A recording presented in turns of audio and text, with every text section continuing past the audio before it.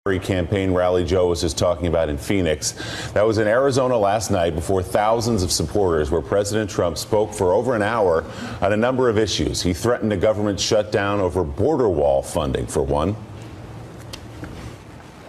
And we are building a wall on the southern border, which is absolutely necessary. Now, the obstructionist Democrats would like us not to do it, but believe me, if we have to close down our government, we're building that wall. The president hinted that he might pardon controversial Sheriff Joe Arpaio. Was Sheriff Joe convicted for doing his job? That's what. He should have had a jury, but you know what? I'll make a prediction. I think he's going to be just fine, okay? But I won't do it tonight because I don't want to cause any controversy. Is that okay? But Sheriff Joe can feel good. Sheriff Joe held in criminal contempt for illegally holding undocumented immigrants to this country. It was the media, though, and its coverage of Charlottesville that consumed about the first half of the rally, really. The president defended his initial response to last week's violence and claimed the media mischaracterized the statements he made following the deadly protest. What happened in Charlottesville strikes at the core of America. And tonight, this entire arena stands united in forceful condemnation of the thugs who perpetrate hatred and violence. But the very dishonest media, those people right up there with all the cameras, they don't report the facts. Just like they don't want to report that I spoke out forcefully against hatred, bigotry, and violence, and strongly condemned the neo-Nazis, the white supremacists, and the KKK. I said everything. I hit them with neo-Nazi. I hit them with everything. I got the white supremacists, the neo-Nazi, I got them all in there. Let's see. Yeah, KKK, we have KKK. I got them all. So they're having a hard time. So what did they say, right? It should have been sooner. He's a racist. So that's about where the president went off script. He read almost verbatim some of his remarks on Charlottesville off a piece of paper in his pocket, but he left out the controversial claim that, quote, both sides were to blame for the violence there. Here's what the president said this Saturday after the Charlottesville protest, followed by what he said last night. We're closely following the terrible events unfolding in Charlottesville, Virginia. We condemn in the strongest possible terms this egregious display of hatred, bigotry, and violence on many sides. On many sides. So here's what I said, really fast. Here's what I said on Saturday. We're closely following the terrible events unfolding in Charlottesville, Virginia. This is me speaking. We condemn in the strongest possible terms this egregious display of hatred, bigotry, and violence. That's me speaking on Saturday, right after the event. He, of course, Mark Halperin, neglected the equivocation where he talked about many sides. But I think we're digging in. You know, we can dig in and find all the lies, find all of his Stalinist anti-press statements. We can dig through that. He's done it before. He will do it again. But for the purposes of what really seems to be the big news coming out of this is a president who's claims he's going to shut down the government if he can't build his wall. And yesterday evening, the New York Times broke with a story about how Mitch McConnell and Donald Trump are basically in a blood feud. They're screaming at each other on the phone, and Donald Trump constantly insulting him. Donald Trump not only going after Jeff Flake and insulting him in his home state, but insulting an American hero, a war hero, who is battling brain cancer right now. and actually shows absolutely no compassion, no humanity. That may not matter to some of the people that were in the audience last night. It matters to John McCain's colleagues, it matters to Mitch McConnell, and it matters if Donald Trump ever wants to pass legislation through the Senate. And not just about McCain, but about McCain, about Flake, about Mitch McConnell. This guy, I don't see how this moved the ball anywhere but backwards for the president and his hopes to get anything done in Congress this fall. Welcome to the heightened discipline and new direction of the John Kelly era. You know, the chief of staff was there, and that event, I think, exceeded the low expectations we talked about on the program yesterday about what he was likely to do, put in a state that brings out his worst instincts. If you take what he did last night and how that's going to be received in Washington and by the media, and if you take the New York Times story about Mitch McConnell, last night was a pretty bad moment. If Donald Trump's goal is to get things done, his anger at the media is partly based on knowing that the base loves it, and it's partly based on concern about both the Russia investigation and his inability to bend Congress to his will. And nothing he did last night that I see, even as a bank shot, makes it more likely that the very difficult legislative problems he faces in just a couple weeks are going to be easier to deal with. Willie, guys, the lack of discipline is just simply extraordinary. You just have to stop and think. And this is going to sound personal. I don't mean it to be personal, but our children have more discipline than this man has. I've never met anybody in politics.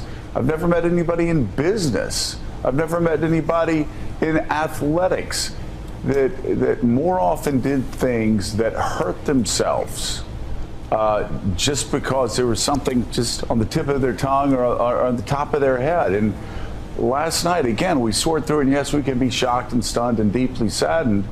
But the bottom line of this is he's going to continue getting nothing done because of this extraordinary narrowcasting. He is playing to 1/3 of the electorate and driving 2/3 of the electorate away. Well, it'd be one thing if he were doing this in some constructive fashion, Megan. I mean, the rhetoric is bad enough. We've heard it again. Joe said it's extraordinary. Of course, it's extraordinary for president, but it's not surprising to anybody who's been watching him this long. But as you read through this front page piece in the New York Times, he's at war with Mitch McConnell. He's calling Mitch McConnell and berating him while he's in Bedminster, New Jersey. This is the guy. This is the most important guy in Washington, and therefore the most important guy to President Trump to get his agenda through. And yet he's picking public and private fights with him. It's almost a fundamental miscalculation of what he has to do to get things done. What I think is more surprising is that anyone wrote articles saying he had a presidential speech about Afghanistan, knowing we were likely to go to Arizona and see exactly the kind of performance we saw last night. It's difficult to watch. Let's just, things he says. We hit the KKK. We hit the neo-Nazis. Who talks like that when someone has died at a rally by sympathizers with that kind of abhorrent speech? Who talks like that about this kind of situation? It is the president. Of course, children are watching. But what was so, I think, revealing about last night was exactly how unsurprising it was in terms of the tone and in terms of what he said. And let's say who talks like that? But here's another question: who cheers at that? Who cheers when a man speaks derisively about an American war hero who has given his life to the people of Arizona and to the United States of America and did so in a POW camp, is battling brain cancer, is going through chemotherapy, and not only are they derisively going along with Donald Trump's, but people are actually shouting that they want John McCain to die. Now, John McCain's a tough guy. He can handle that. But Willie, who are these people that act like they're cheering on a pep rally at a high school basketball game when he's saying some deeply, deeply offensive things about this country and about a lot of people that have given their lives to this country? Yeah, and not much a reference, if any, unless I missed it, to the 10 sailors dead or missing on the USS John McCain. None. You thought that might come up in the state of Arizona, Steve, but was this anything more than, I don't know, therapy or catharsis of some kind for Donald Trump? He seems to be at his happiest and most energized when he's at a rally like this. I think it reminds him of the perhaps rosier campaign days when he was having fun in the job. Was there any point to any of this other than firing up a crowd? Was there anything constructive? Was there anything, as Joe said, he did to move the ball forward for his agenda, for his administration? Yeah, no, I mean, look, I think any politician who has a winning campaign is going to draw certain lessons from that campaign about strategy in the future. And I think the lesson that Donald Trump drew from 2016 was this works. What he did last night works. We're sitting here saying, can you believe what he said about John McCain last night? One of the first things that Donald Trump said as a candidate for president of the United States was, I prefer heroes who weren't captured. Yeah. Right? I think you're a hero if you didn't get captured. About John McCain, about 2 weeks into his campaign. And I remember when he said that, I believe that was July or August of 2015, there were predictions from political experts that this would begin the decline of Donald Trump as a respectable presidential candidate because the Republican establishment he would be off limits to them. And his poll numbers would now collapse and he would fade out by the fall. That was the expectation. Everybody who was supposedly smart in politics told him that. And a few months later, he was the Republican candidate for president. People draw lessons. Politicians draw lessons from what works for them in campaigns. Except, Nick, he was trying to win a majority of votes in one state. Now he needs the very people he's derided. He needs John McCain. He needs Jeff Flake. He needs Dean Heller. He needs Mitch McConnell to get his agenda through. He's president now. He's not a candidate. He is president, and he's not running a reality show. And so the audience is one thing, but there are other people on set. There are other people whose powers and roles matter in government. And if you can't build consensus, you can't do anything. Look, I was watching this speech, and it reminds me of a guy in a bar complaining about his ex-wife. He's so mad at the media, it's like he feels jilted. Yeah. And the problem is that press coverage is his only prism for viewing his own presidency. This guy spends too much time watching TV and reacting to what the media is saying or not saying. There are other tools in the toolbox for presidents that he does not use. Joe? Well, yeah, and that's the thing. Gene Robinson, he is so obsessed with the media. He is so, he's more obsessed with the media than the media is obsessed with himself. And this is a guy who's using, Stalinist, terms, calling the media enemy of the people. Last night saying the media didn't love their country. This is a guy that sucked up to the New York press corps, to tabloids, New York Times reporters for over 4 decades. He shamelessly sucked up at all times, and played the New York print media so much that he'd even have women, what was it, the New York Post said best sex ever or something like that. He was obsessed with it, and he played them nonstop and wallowed and would lick their feet if that's what it was required to get a good headline. And now suddenly he doesn't like the media. It's his only prism. Listen, Gene, you can talk about that. You can talk about how horrific this speech was last night for this country, for Washington, for the state of politics. Or if you want to, we can just talk about the impact of it, which is you take that speech and the Mitch McConnell story in the Times this morning. This is a guy that's just not going to get anything done. Yeah, the thing about the speech last night was how sad and predictable it was, because what did we expect? And boy, we got it. You know, and everyone expected that it would be an unhinged Donald Trump performance.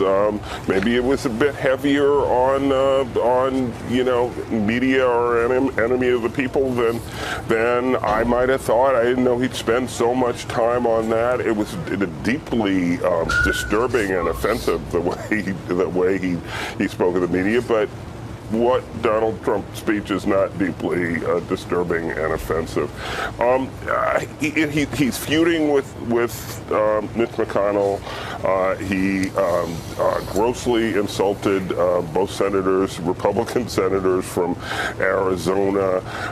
If anything, of course, he made it more difficult for him to get anything done than easier. And this is what we face. We face a presidency that is totally dysfunctional, and a president who no longer seems interested in getting his agenda passed. Because if he were, he would be listening to reasonable people in his administration who tell him not to do stuff like this. But he continues.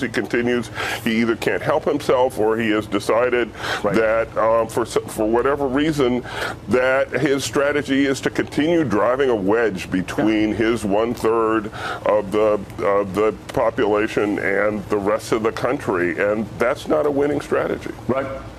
You know, and Mark Halperin, Sajine Robinson, I think really at the end of this block hit what struck me the most about this speech and struck me the most about where Donald Trump is right now.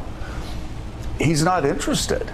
He can't be interested in getting things done, because anybody who's logically interested in getting things done would have flown to Arizona yesterday and gone and visited John McCain.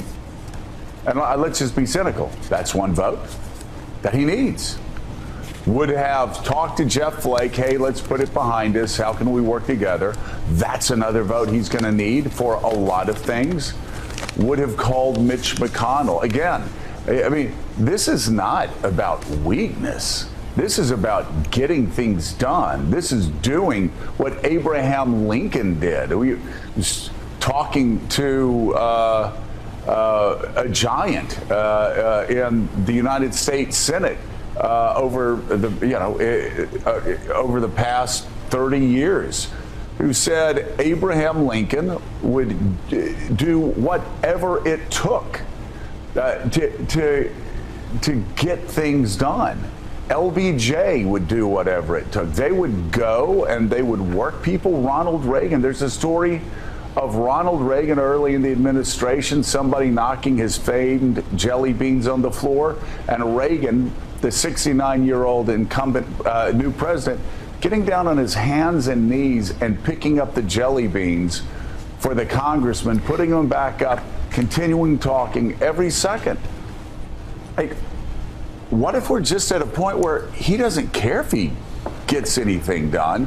He's just going to divide the country as much as he can, because everything he's doing is actually obstructing his own path forward to tax reform, to regulatory reform, to health care reform, to building the wall, to doing all the things he wants to do.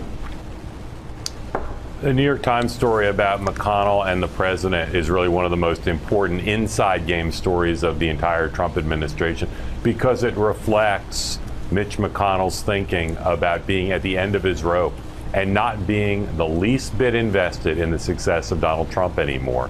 That is a turning point for Capitol Hill and the Republican Party, and the president last night reflects it. He might feel good about that.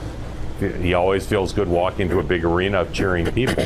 But he leaves Arizona today in a worse position than he went in. And again, that's not why presidents go on the road. You don't go on the road to make things worse. You go on the road to try to make things better. And he's now made things worse. And there's no one in Washington today in the Republican Party, I bet you, who reads that New York Times party and thinks, how dare Mitch McConnell do that? Or, well, now Mitch McConnell's going to pay a price. Because the president's not in a position to punish or discipline or get at Mitch McConnell, because Mitch McConnell has a lot of power and the president's power is receded. Well, you know, Willie, there were a lot of people last night that were trying to analyze Donald Trump's mental health. We won't do that this morning. I won't do that this morning. But I can say he's disconnected, at least from political reality. When he gives the press conference he gave on Tuesday, and the business community, the political community, everybody was shocked and offended by what he did. And Donald Trump was actually, people inside said he was actually very energized by it, was happy all night by his performance. It's the same thing last night. What he did last night made him feel good. And he got on the plane. I'm sure he flew home feeling like, man, I really stuck it to him. But he's disconnected from political reality. He just hurt himself even more with the Republican Party, with the Senate, with the House, with everybody he needs to pass legislation and move this country forward. Well, he claims to be worried about not getting anything done, but you watch a performance like that last night and you wonder if he even cares about getting anything done. I think to him last night, he put on a show. He aired his grievances. He heard the cheers of the crowd. He got some chants going. He settled scores. He talked about how he watched Good Morning America and saw George Stephanopoulos with Nikki Haley. I mean, he's watching every show. He claims he's not. He's watching the shows and he's analyzing how he's being covered through the media. And that appears to be the only thing that matters to him. And when he hears a big crowd like that last night, he thinks he had a good night. We're just scratching the surface on this raucous, divisive Trump rally and the chaotic protests that ensued.